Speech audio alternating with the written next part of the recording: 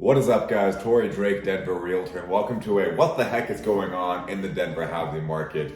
That's what I'm calling my market updates as of today. I've got my coffee, notes, and numbers here in front of me, so we're going to have a good time. If you're new to this, I have market updates on my channel. Hi, once again, my name is Torrey Drake. I'm a local Denver Realtor, and every single month I put out market updates that have basically 3 sections. Number 1, I give you the numbers, and what's changed. Number 2, I explain why those numbers have changed. And then number 3, the last part of the video is I give you 3 things to know if you're a buyer and 3 things to know if you're a seller. Let's just go ahead and dive right in. If you like the content and subscribe, let's go ahead and jump in. So the active listings at the end of the month, the amount of homes for sale went to 6,939.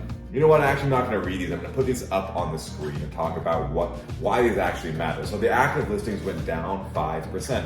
Why is that? We're going to see this trend continue of less homes on the market, less sellers bringing their homes to market, basically until the end of 2022. Think about it. Most sellers refinance. A lot of them are not incentivized to sell because they have amazing interest rates, and the rest of the year is going to be a lot of holidays, so a lot of people, homeowners, don't want to sell during holidays. The closed prices went down, closed homes went down about 6%. We had about 6% less homes for sale. We sold about 6% less homes. That's pretty self-explanatory. There's a little bit more to it than that, but for the most part, that's a really good reason why we sold less homes, because we had less homes for sale. And the average home price in Denver went down 4.5%. Why? Well, we were in a crazy seller's market just a few months ago, and homes are selling for a premium because at the heat of the market, we had 30,000 showings in a single week. 30,000 showings a single week. In that week, we had about 800 to 900 homes on the market. It was crazy. That's a lot of demand, not a lot of supply. Right now, the supply demand is still out of balance, but we had about, maybe 15 to 17,000 showings this past week, and roughly, like I said, about 7,000 homes in the market. So still very out of balance, enough that the housing market isn't gonna crash, but home prices, they're decreasing a little bit because we have a little bit less demand and a little bit more supply. In the average days it took to sell a home went up to 19 because, once again, we have more homes for buyers to choose from and less buyers, and that causes homes to sit a little bit longer.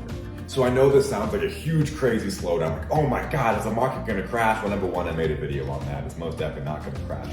But let's compare this year where we are now, not to 2020, not to 2021 and 2022. Those are completely abnormal years. If we look at 2018 and 19, our last normal years in real estate, we are way busier and have a healthier market today than we did in 18 and 19. And no one was worried about a housing crash back then. So if you're worried about that, I get it. It's a weird, crazy market, so I get that fear coming up, but we are just nowhere near that. I'm not going to dive into that in this video, though. I have other videos that cover that. So let's dive into 3 things to know for buyers and sellers. Let's start off with buyers. Number 1 is be patient. You have more options to choose from. Before, at the heat of the market early this year, it was like, just get any home you can and pay a reasonable price for it and take advantage of the appreciation, and then you can sell it and buy the home you really, really want. That was the strategy because you had really no homes to choose from. Now you do. So be patient, take your time, find the right home for you for the right price. Number 2 for buyers is do not be afraid to ask sellers to pay some closing costs for you, or to ask for inspection items, because when you ask a seller for something, it's called a concession. That could be closing costs, it could be inspection items. Basically, it's the buyer asking the seller to help them pay for something. That's a concession. I'm going to read this here. Is concessions in July of last year, 30% of closed properties, the seller paid a concession to the buyer. The average price the seller paid for the concession went up from $3,700 to $5,000. So if you're a buyer, don't be afraid to ask for help with closing costs, inspection items, or anything like that, because more sellers are offering them and the amount they're willing to pay is going up as well. And thing to know, number 3, is that we're going to continue to see prices coming down until about January. Here in Denver, we really have a hot buyer's market. We see a ton of appreciation normally. January through July, we get most of our appreciation. We spike up and then we come down, July through Christmas, and then spikes back up. So it's like this wave that keeps going up. So yes, we're gonna keep seeing prices going down, so take advantage of that and get into a home before what is most likely gonna be a busy buyer's market in January. Sellers, time for you guys. Things to know, number 1 is pricing your home is so crazy important. About 49% of homes are having to decrease their price. The average price reduction of that 49% is $42,000. So it's a 50-50 shot if you're gonna have to decrease the price of your home. Not fun. Here's the most important thing you can do when pricing your home. So if you're not familiar, you look at comparable homes when pricing your home.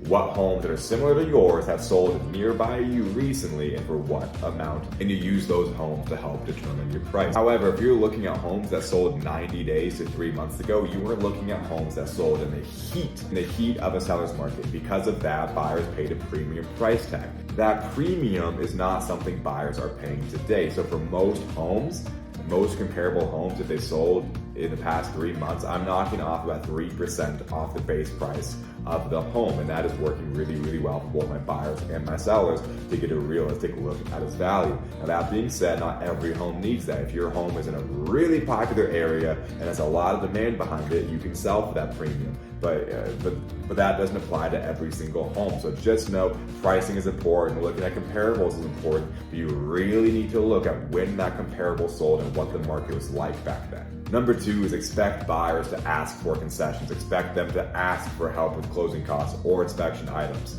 And also be willing, I recommend, to pay those items because buyers are expecting it. Like I said, it's not the same market that it was. We can't ask for 50 grand over and a firstborn child and have 10 people lined up outside the door despite those terms. You got to be willing to pay some concessions and being willing to work with the buyer in this market. And thing to know, number 3 for sellers is answering the question, if you can wait until next year, 2023, to sell your home, should you wait? My answer, despite the depreciation that we're seeing, is yes. Because the best time to sell a home is January through June. That's when we have the most buyer demand, and we're going to see a lot of appreciation during that time. Home prices going up. What's going to happen, I predict the rest of the year, right now we're sitting around 7,000 homes for sale, is that number is going to go down to about 5,000 by the end of the year, and then the buyer market's going to kick off. We're going to have really low supply, 5,000 homes roughly is my estimate, that's just me, and we're going to have very little supply, lots of demand, price increases are going to go back up, and that's going to be a really good time to sell your home in my opinion. But yes, that also means you're most likely going to be buying a home during that market. I do have programs in place to help sellers